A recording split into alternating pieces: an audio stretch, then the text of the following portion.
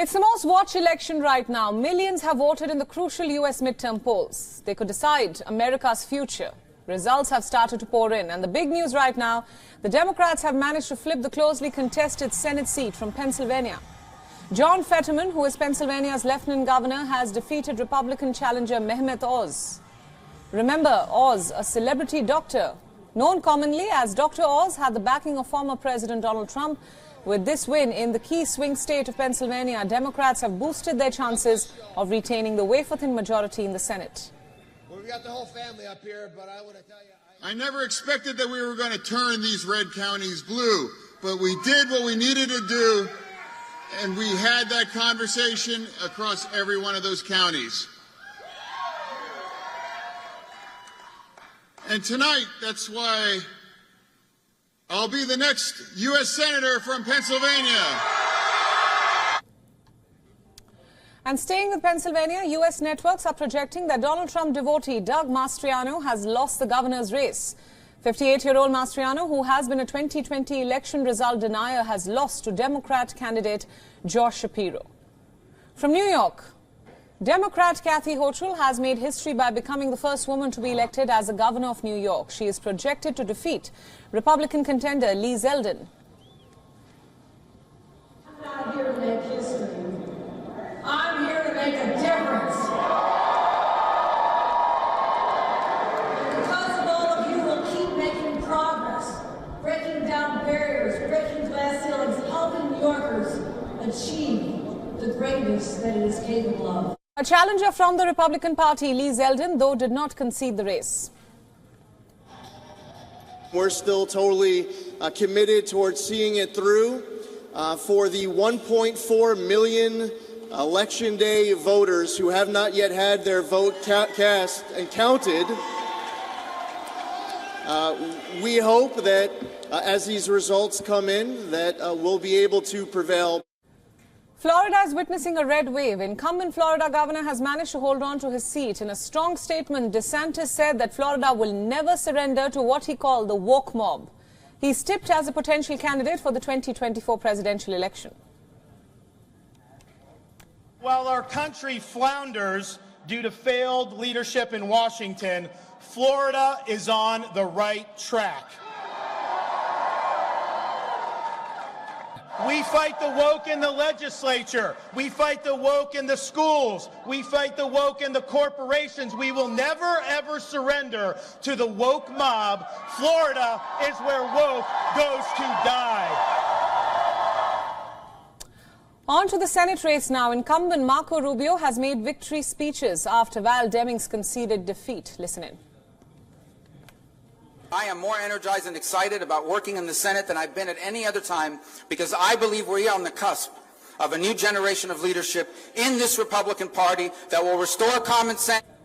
Meanwhile, Donald Trump's former White House spokesperson Sarah Huckabee Sanders has been elected as the Arkansas governor. She has become the state's first female to serve in the post.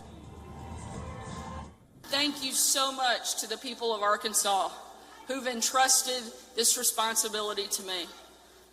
I will be forever grateful to each of you, and I promise I won't let you down.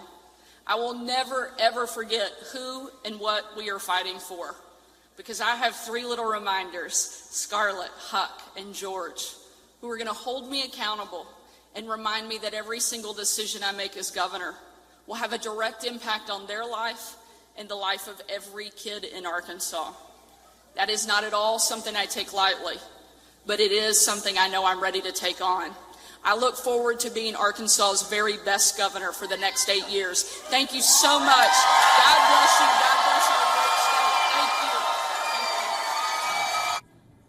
Thank you. Results are in from the state of Massachusetts as well, where Democrat Maura Healey has been elected as governor. Healey is the state's first woman and openly gay candidate elected to the office.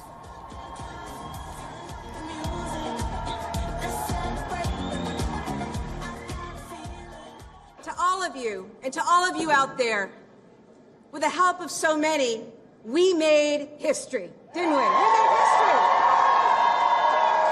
We did. I stand before you tonight proud to be the first woman and the first gay person ever elected governor of Massachusetts. Now, for more updates, we are now being joined by our correspondent Alex Izat from London. Alex, my first question, what do the US midterms mean for the United Kingdom? Will these results affect the UK-US ties? I think it will affect a little bit, actually, because we have at the moment no trade deal on the table. For many of the years that Biden has been president, he seemed to be quite anti-Brexit as well. He was talking about the Northern Ireland protocol, which he was really adamant that was the focus of what the UK should be focusing on. And while Liz Truss was in power, he openly criticised her. But now there's potentially a mix on the Senate that could mean that he will need to have US and UK and other allies on his side, and maybe he will be pushing forward to get some more trade deals on the table.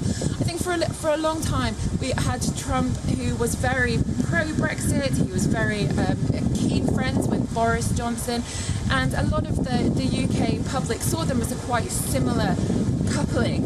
And now Biden is very left-wing in comparison to what Trump was, and now we have Rishi Sunak, who's more of a conservative middleman, shall we say. Right. So he is very stable, and his economic policies are very drawn out, and I think that will be something that will help the UK-US going forward. Right, so how will the midterm results impact US foreign policy in particular, especially when it comes to how it behaves towards the UK? Well, looking at how we're trying to work together now at the COP27, trying to figure out this gas crisis, trying to buy some more million cubics of liquefied gas. It looks like we're actually moving forward now, and also both Republicans and Democrats were quite focused on the foreign policy and moving forward. It was only Biden himself that seemed to have put a bit of a halter because of his anti-Brexit, when he was also talking about that for quite a long time. So having this Senate, which is more mixed, should really be pushing forward with the China policies that Rishi Sunak wants to be putting in place, and also Ukraine, because we haven't really had much input from the US and the UK side, but there are talks opening, and I think both sides of the political spectrum are keen to try and help with looking forward to ensuring that China doesn't take on this huge threat that they keep imposing, and also with Ukraine going forward as well. Again, these could be really beneficial for both the UK and US if there's a mixed Senate, because I do believe that foreign policy is one thing. Allies are very important, and we do need to move past some of the issues that we've seen previously with the Biden administration, specifically Afghanistan. Right, Alex, thanks so much for all those inputs, and thanks for joining us on Beyond the Hour. WION World is now available in your country. Download the app now and get all the news updates on the move.